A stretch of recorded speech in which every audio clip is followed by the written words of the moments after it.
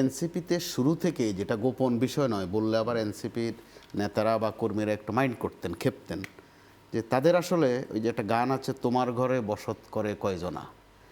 তো তাদের ঘরে অনেকের বসত আছে, আবার তাদেরও বসত আছে বিভিন্ন জনের ঘরে। মানে এনসিপি যাদেরকে দিয়ে দাঁড় করানো হয়েছে, জুলাই যোদ্ধা তারা যথারীতি ঠিক আছেন, জুলাইতে তারা যুদ্ধ করেছেন, যোদ্ধা ফ্রন্টলাইনার, তাও ঠিক আছে।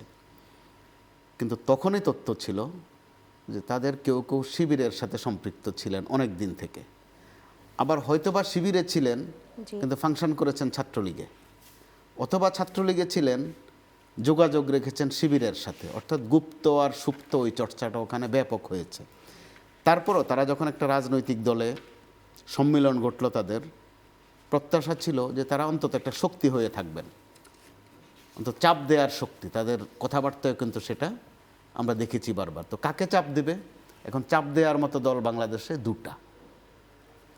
এক, চাপাচাপির কাজ কিন্তু শেষ, 5 আগস্টে মোটামুটি ওইটার একটা পর্ব শেষ হয়েছে। তারপরও আওয়ামী লীগ যারা মাঠে আছে বা গোপনে আছে, তাদেরকে যে চাপ দেয়া বা হুমকিতে রাখা অথবা সরকারকেও প্রেসারে রাখা, এনসিপি কিন্তু শুরুতে এটা করেছে। বিএনপিকেও চাপে রেখেছে, জামাতকেও চাপে রেখেছে। এটা কিন্তু এক ধরনের ইতিবাচক লক্ষণ ছিল, কারণ চাপে থাকলে জবাবদিহিতা আসে একটু একটু করে। কিন্তু ক্রমেই দেখা গেল এনসিপি আর এনসিপির মধ্যে নেই। কখনো তারা বিএনপির দিকে ঝুঁকে, কখনো জামাতের দিকে ঝুঁকে। গত 2-3 দিন তাদের ঝোঁকটা বেশি জামাতের দিকে, যেটা গণমাধ্যমে এসেছে। আবার বিএনপির দিকেও তাদের কারো কারো ঝোঁক এসেছে। এখন যে বিভক্তিটা, এটা জামাতের দিকে বেশি ঝুঁকে যাওয়ার কারণে। হয়তোবা যদি বিএনপির দিকেও বেশি ঝুঁকে থাকতো এই মুহূর্তে, তখন একটা বিভক্তি আসতো। এই বিভক্তি আসাটাই স্বাভাবিক।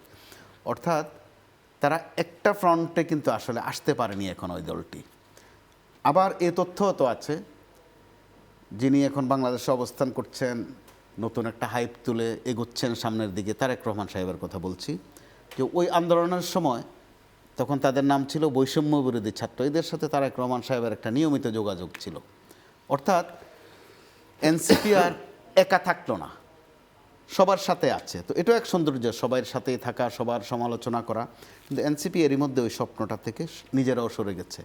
আজকে তাসনিম জারার যেই বিবৃতিটা দেখলাম, ওখানে একটা শুরুতে আছে যে স্বপ্ন ছিল, তার স্বপ্ন ছিল। খুব গুরুত্বপূর্ণ বাক্য কিন্তু, স্বপ্ন ছিল, তার মানে এখন স্বপ্নটা ছিলর মধ্যে চলে গেছে, আছের মধ্যে আর নেই। তারপরে তিনি স্বতন্ত্র প্রার্থী হবেন, ব্যাখ্যাও দিয়েছেন কেন হবেন।